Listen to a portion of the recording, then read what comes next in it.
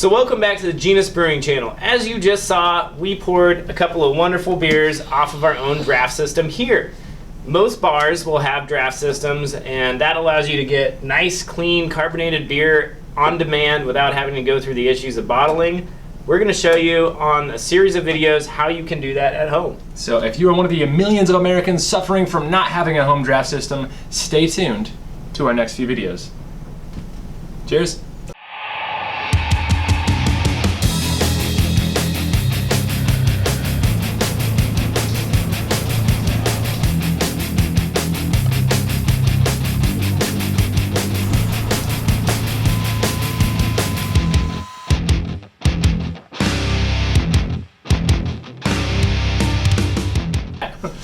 So Logan, let's talk about what is a draft system. What are people looking at when they want to get a draft system? So basically what a draft system is, it's an alternative to bottling or buying bottled beer. And what it means is that you are essentially going to have beer served out of some kind of a keg, poured off of a faucet and into a glass. Having your own draft system is going to benefit you in a couple different ways. First of all, you can pour not a full bottle of beer if you wish. Or you can lie to yourself and pour several halves of beers and say, hey, I never had one. Another benefit to draft systems is that you are able to essentially drink the beer fresher than you would in a bottle. The freshness aspect plays itself out in two different ways. If you're a home brewer, you can actually just get your beer ready to drink faster.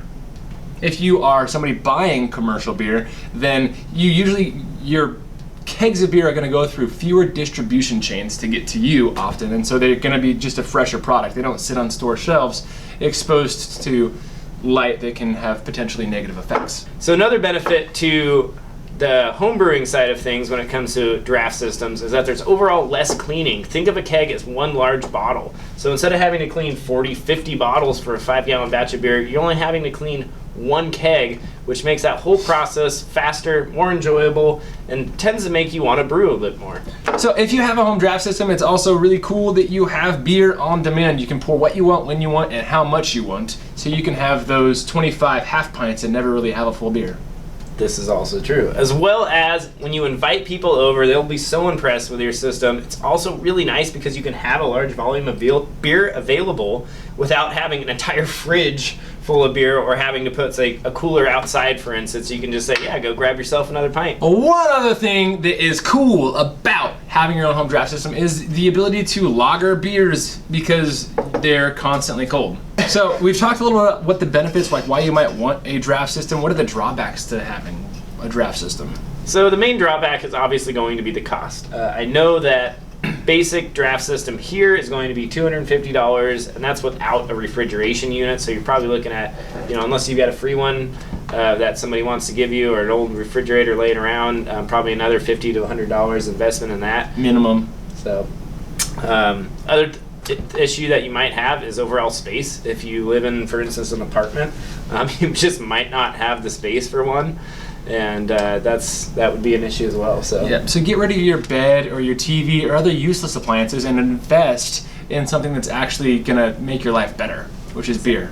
Speaking about the cost of having a home draft system, there are two different ways you can go with that. That is building your own versus buying a pre-built kegerator.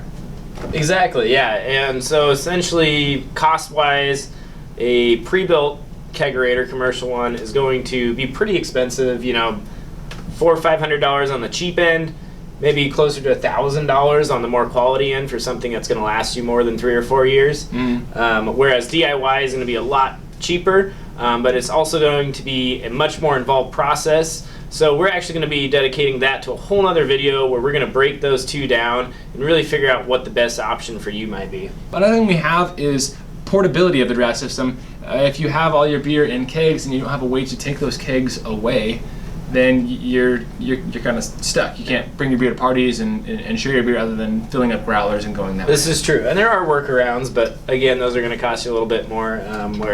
Where you can make your draft system a little more portable. So watch our other video on buying a pre-built kegerator versus building your own. The iCard, it's gonna be like here-ish, I think. Out of the frame somewhere up there. Yeah. Somewhere. Okay, so thanks for watching the intro to draft systems. We got a handful of other videos in the works right now. Next week, I think we're going to be doing our DIY versus commercially bought comparison. And then we'll be doing a breakdown of everything you need to do to build your own or buy your own kegerator, and we'll develop this into a whole series on building out a home bar. So if you're interested in that at all, please subscribe so you can follow all our future videos, and hit the like button, comment below, join the discussion, ask us questions, and see ya next time on Genius Brewing. Cheers!